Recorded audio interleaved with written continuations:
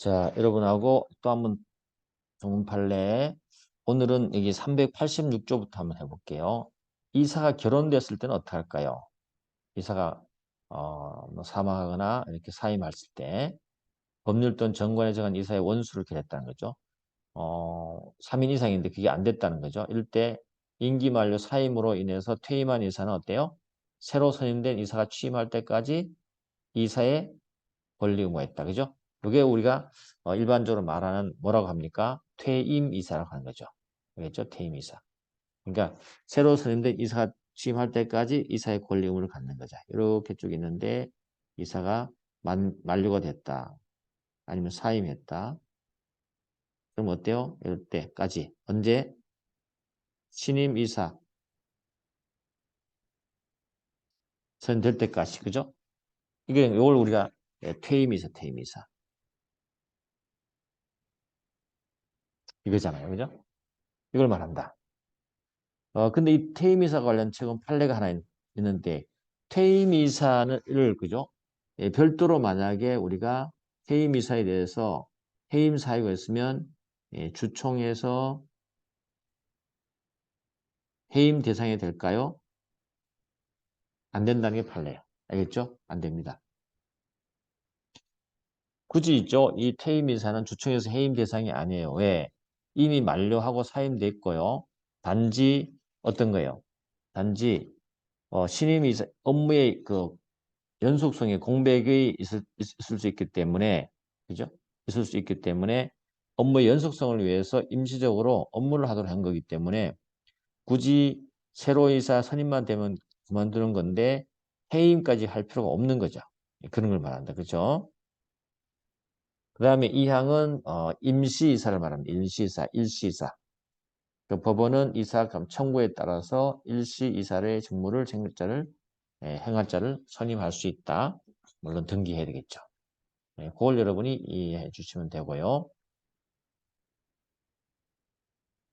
퇴임 이사와 관련해서는 좀 우리가 또 검토해 볼 게 있는데, 한번 생각해 볼게요.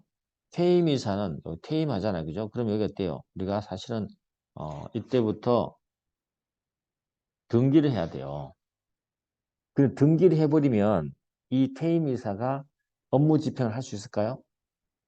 외부에 퇴임된 이사라고 등기가 나타나잖아요. 그러면 업무를 이렇게 대신해서 할 수 없잖아요. 그죠? 예, 그러면 이제 등기 기산점은 자칫하면 3주라든지 등기 기간 내에 등기하지 않으면 과태료 처분을 받을 거란 말이죠. 그런 문제가 발생했어요. 그래서 우리 판례가 만료하고 나서 있죠. 사임하고 나서 새로 이사 선임될 때까지는 어때요? 등기를 하지 않아도 된다. 하면 안 된다. 하지 않아도 된다. 그 다음에 그러면 등기해야 되는 퇴임이사에 등기해야 되는 기산점 어디를 볼 거냐? 새로운 어때요? 이렇게 이사 선임된 때부터 퇴임 등기에 대한 기산점을 산정합니다. 알겠죠? 이렇게 판례가 정리를 했어요. 이해됐죠? 그게 여기 연결되는 부분이니까 기억해 두시고 넘어가 보도록 하겠습니다. 어, 그래서 거기 판례 기출 1번이 이제 그 내용입니다. 대표이사를 포함한 이사가 임기 만료나 사임에서 퇴임함으로 말미암아 법률 또는 정관에 정한 대표이사를 채우지 못하게 된 경우가 되죠. 퇴임 이사는 취임할 때까지 이사로서 권리 의무했죠. 이러한 경우는 퇴임 등기를 하여하는 2주 또는 3주의 기간은 일반인 경우처럼 기산을 어떻게 한다? 퇴임한 이사의 퇴임일로부터 기산하는 것이 아니고 후임 이사의 취임일로부터 기산한다. 알겠죠? 이건 거죠. 그 또 한 가지 더 나아가서 뭐까지 해버렸어요? 후임 이사가 취임하기 전까지는 퇴임 이사의 퇴임 등기말 따로 신청도 할 수 없다가 우리 판례의 결론이다. 알겠죠? 그걸 여러분이 알아두시면 된다. 됐습니다. 자, 뭐 387조 간단히 하겠습니다. 자격주라는 말은 무슨 말이냐면 이사가 되려면 주주의 자격을 가져야 된다고 정할 수 있거든요. 만약 정관을 그렇게 정했다면, 그죠? 정했다면 이사는 그때는 어때요? 주권을 감사에게 맡겨내야 된다. 공탁해야 된다. 뭐 그 정도 보시면 되고, 자, 이사 보수와 관련해서도 살펴볼 건데 이사의 보수는 일반적으로 근로자의 보수와 다르다 그랬죠? 예, 그래서 좀 더 공정하고 투명하게 하기 위해서 정관에 그 액을 정하지 않을 때는 주총의 결의로 정한다. 그죠? 정관 아니면 주총회. 정관이 그 대신 먼저죠. 정관의 그 액을 정하지 않을 때는 주총의 결의로 정한다. 이렇게 되는 것이죠. 자, 이사 퇴직 시의 일시금. 그래서 이사의 보수는 뭐 여러분 잘 알겠지만 퇴직 위로금 등등 있죠. 명칭 여하에 불문한다 그랬죠. 예, 주총 결의를 한다는 거 있고 예, 판례가 쭉 많이 나와 있기 때문에 보시면 됩니다.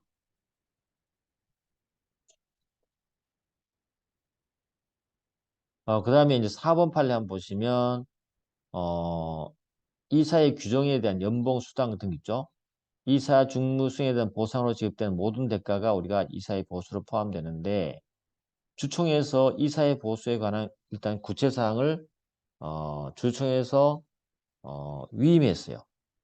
위임한 경우는 주총회에서 이를 직접 정할 수 없나요? 아닙니다. 설령 있죠. 주총회에서 이사회 보수에 관해서 이사회에 위임했다 하더라도 다시 주총회가 어때요? 예, 그 범위 등등에 대해서 정할 수도 있다. 그거 하나 알아두시기 바랍니다. 나머지는 어려운 거 아니고요. 자, 그 다음에 우리가 대표이사를 한번 살펴봐야 될 것 같아요. 대표이사. 대표이사 389조. 회사는 이사회 결의로 대표이사를 선정해야 된다. 자, 요와 관련해서 좀 생각해 볼 게 있는데, 회사는 이사회 결의로 해야 된다. 그쵸? 주총이 아니죠. 그래서 원칙적으로 누구예요? 이사회 결의다. 그죠?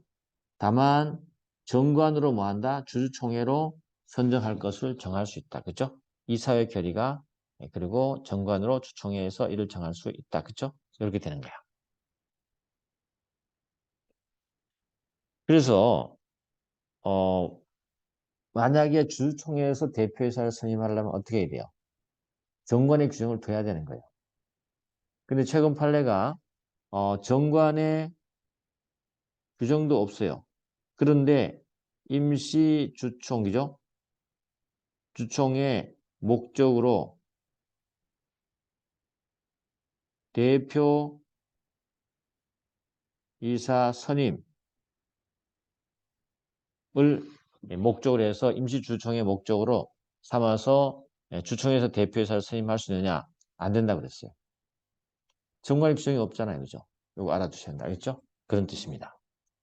그 다음에 2번은 뭐 공동대표는 우리가 더 이상 하지 않겠습니다. 잘 아는 거니까 공동 지배는 똑같습니다. 이렇게 보시면 될 것 같고 나머지도 여러분들이 꼭 함께 뭐 밑에 전문 문제는 다 풀어보시도록 하고요. 중문제 참 많죠. 그 다음에 그 판례기출 1번 바로 가보겠습니다. 판례기출 1번 바로 가보시면 앞쪽에도 한번 얘기한 적 있죠. 회사가 주총의 특별결의에서 이사를 해임할 때 그쵸? 임기에 정해진 이사가 그 임기 전에 정당한 사유 없이 해임당했음을 이뤄서 회사에 손해배상 청구할 수 있잖아요. 그죠? 근데 이런 규정 상법 385조 1항이 대표이사를 해임한 경우에도 유추 적용될까요? 안 된다? 안 된다. 알겠죠? 적용되지 않는 게 판례 입장이라 그죠? 네, 그것만 기억해 두시면 될 것 같아요. 자, 또 넘어가도록 하겠습니다.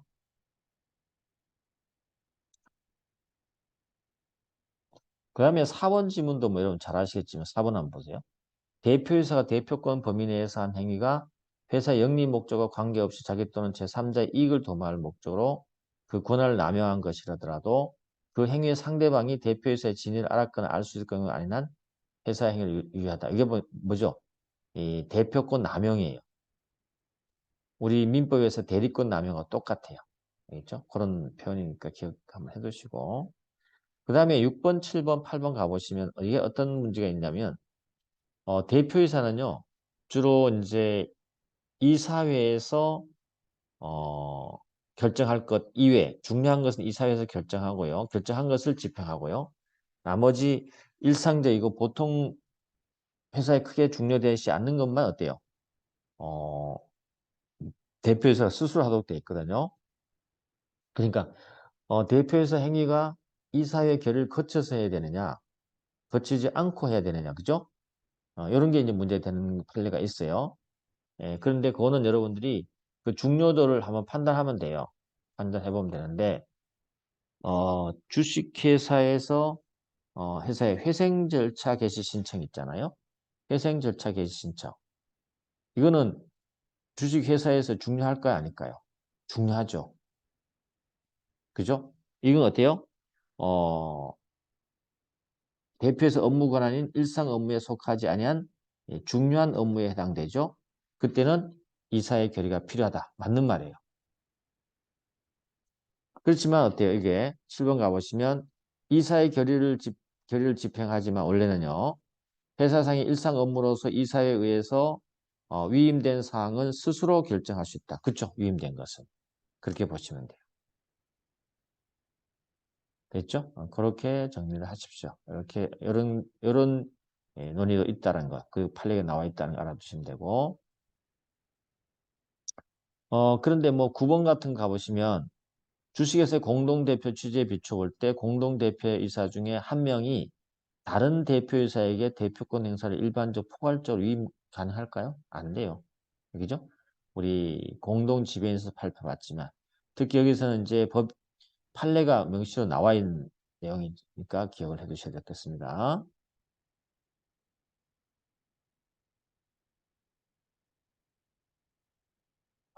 그리고 8번은 다시 한번 올라와서 8번 한번 보십시오. 이 8번은 뭐 여러분 워낙 이제 유명한 판례가 되어버렸는데 대표이사 8번 대표이사 이사의 결의를 거쳐야 대외적 거래에 관해서 했는데 이걸 안 해버렸어요. 대표이사가 이사회 결의를 거쳐야 되는 건데 하지 않고 했단 말이죠. 대외적 거래 행위를 해서 거치지 않았을 때 이걸 우리가 전단적 대표행위를 합니다. 이와 같은 이사회 결의사항은 회사의 내부적 의사결정에 불과하기 때문에 그 거래의 상대방이 그와 같은 이사회 결의 없었음을 알았거나 알지 못한데 중과실이 있는 경우에는 대항할 수 있겠죠. 그죠? 중과실이 있는 경우. 중과실이 있는 경우는 경우가 아니라면 그 거래 행위는 유효하다. 그렇죠? 예, 요게 왜 이제 의미가 있냐면 대표이사의 대표권 제한 있잖아요. 대표권 제한. 대표이사의 대표권 제한 했을 때는 선의 제3자에 대항 못한다. 이렇게 돼 있거든요. 근데 이 선의인데 이게 바뀐 거예요. 과거에는 선의였죠. 이 경과실하고 중과실이 있었는데 중과실. 요 경과실은 여기에 포함되어 있지 않았기 때문에 경과실자에게도 대항할 수 있다가 됐었어요. 알겠죠? 뭐 중과실하고 고의는 뭐 당연하겠지만 고의 중과실에는 대항 가능한 거잖아. 그죠? 이렇게 됐었어요. 근데 이제 판례가 변경돼 가지고 여기는 어때요? 예, 대항 못하도록 돼 있어요. 이게 전압 변경이죠. 변경. 전압으로 변경된 부분이에요. 그래서 선의의 경과실이 포함되는 거죠. 그 대표권 제한이 있더라도 선의 경과실 제3자에 대해서는 대항할 수 없다. 이 말이 되는 거죠. 그러니까 이 대표권 제한을 거치지 않고 대표이사가 어떤 행위를 했다 했을 때 선의 경과실 제3자에는 대항하지 못하는 거예요. 고의 중과실에 대해서만 대항한다. 이렇게 바뀐 걸 말하는 거예요. 그렇게 여러분 알아두시면 됩니다. 됐습니다. 그 다음에 우리가 이사회의 소집이에요. 이사회 소집. 이것도 조문 문제니까 그냥 잘 알아두면 돼요. 이사회는 각 이사가 소집한다. 그죠? 그리고 이사회 결의로 소집할 이사를 정한 때는 그자가 하면 되는 것이고 소집권자로 지정되지 않은 다른 이사는 이사의 소집을 요구할 수 있는데 소집을 거절한다? 그럼 다른 이사가 이사회를 소집하면 돼요.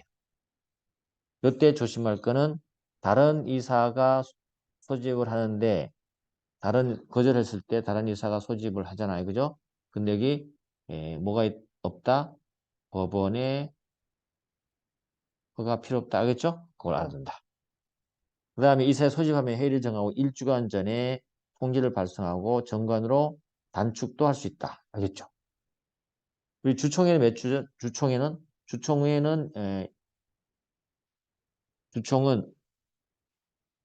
2주 전이죠? 2주 전. 여기는 단축도 할 수 있습니다. 또 한 가지는 전원의 동의만 있으면 감사까지 항상 포함합니다. 통지 절차 없이 언제든지 회의할 수 있다. 뭐 이런 요 정도 여러분이 기억을 해두시면 되고 또 한 가지 고민해 본다면 고민하고 생각해 본다면 감사는 이사회에 어때요? 필수적 참여자다.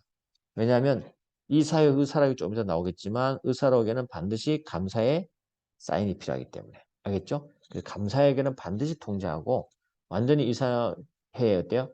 필수 구성원이라고 보시면 됩니다. 끝.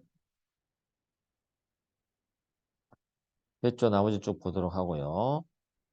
그 다음에 이사회 결의 방법이다. 당연히 과반수 출석하고 과반수 결의를 하고요. 정관으로 비율을 좀 높일 수는 있어요. 낮출 수는 없어요.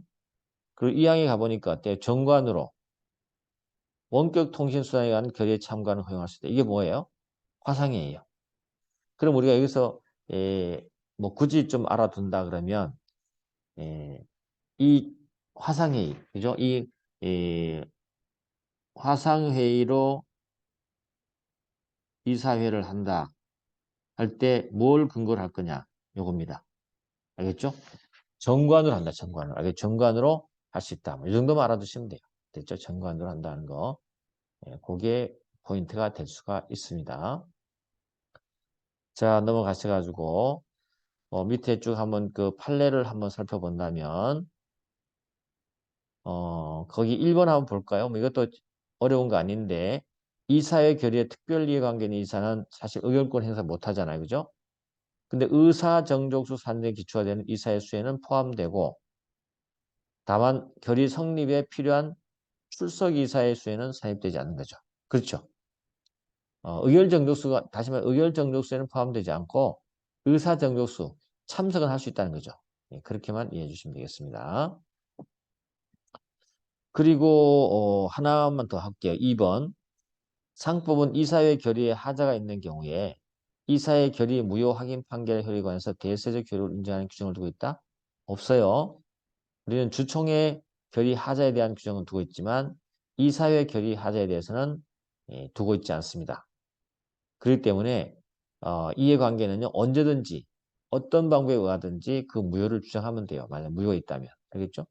그렇게 알아두시면 된다. 4번 한번 더 볼까요? 4번. 이사는 그 대리인에게 이사회 출석과 의결권을 위임할 수 있다. 아까 말했죠? 안 된다. 이사는 일신 전속적 지위를 갖고 있기 때문에 대리가 안 된다. 주총회는 가능하다. 됐죠? 16자 391조의 2 감사의 이사회 출석 의견 진술권. 그래서 감사가 이사회에 이제 필수적 참석자라는 거죠. 이사회 출석해서 의견 진술할 수 있고 법령 정관 위반 행위를 하거나 할 때는 이사회 보고를 해야 된다. 출석해서 의견 진술할 수 있다고 그랬죠? 예, 감사의 지위 이사회에서. 그 다음에 391조의 3에 가보십시오. 이사회 의사록.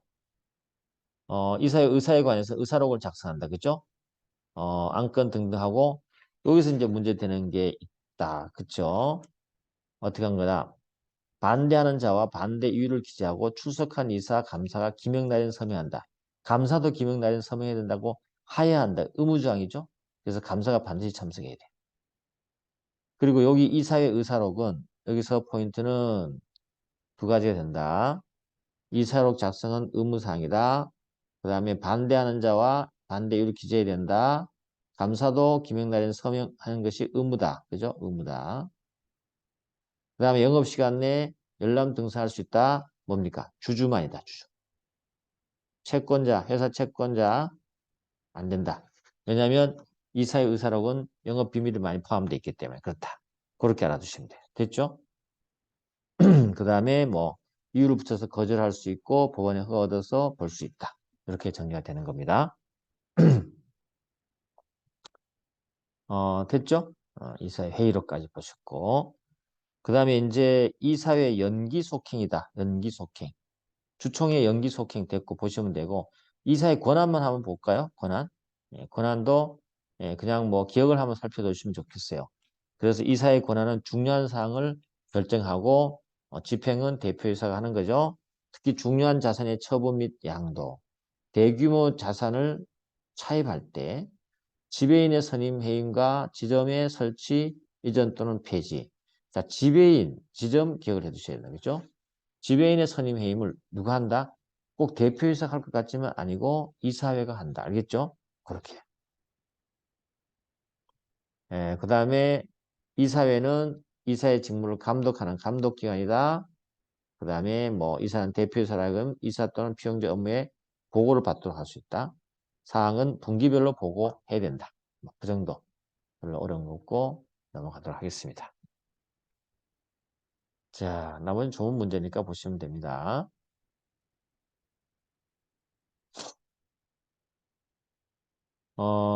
그 다음에 이사회 내 위원회까지 한번 해볼까요? 이사회 내 위원회. 이사회 내, 393조의 2, 이사회 내 위원회. 요거는 여러분들이, 이사회는 정관이, 요거 조심해야 돼요. 정관이 정하는 바에 따라서 위원회를 설치할 수 있다. 법률 아니에요. 정관에. 그 다음에 위임합니다. 그쵸? 예, 그리고 요 위원회는, 뭐가 있다? 일반위원회가 있고요. 그 다음에 감사위원회가 있다. 그쵸? 구성원을 좀 알아둬야죠. 일반위원회는 2인 이상. 그죠? 그 다음에 여기는 어때요? 감사위원회는 3인 이상. 요 정도로. 그리고 여기는 어때요? 감사는 3분의 2가 뭐예요? 4회 이상. 하나 더 해볼까요? 이사회, 그죠? 일반 이사회, 이사회 내 위원회가요. 만약 위원회가 결정하면 어때요? 누구에게? 이사회에게 보고합니다. 근데 이사회가 다시 하자라고 하면 이사회 재의결을 할 수 있습니다. 그쵸? 근데 조심할 거, 이 감사위원회의 의결은요, 어떻게 한다? 재의결을 할 수 없다. 여기 비교. 이 정도만 알아두시면 돼, 일단. 그리고 이사회 내 위원회는 뭐야? 이사회 내 자격은 뭐야? 이사회 내 위원회 위원 자격 당연히 뭡니까? 이사들로 구성된다. 그렇죠? 이사회 내 위원이니까. 뭐 그 정도 여러분이 좀 알고 있으면 충분해요. 됐죠? 그래서 가보시면 3번 위원회는 2인 이상의 이사로 구성된다. 여기 일반 위원회. 그죠? 위원회는 결의된 사항을 각 이사에 통지해야 되고 이사회는 위원회가 결의한 사항에 다시 결의할 수 있다. 사항. 이게 재의결이잖아요. 요 재의결은 일반 위원회만 가능하다. 알겠죠? 감사위원회는 아니다. 됐죠? 그렇게만 보시면 돼. 자, 벌써 시간이 많이 지났네요. 또 여기까지 하도록 하겠습니다. 수고했습니다.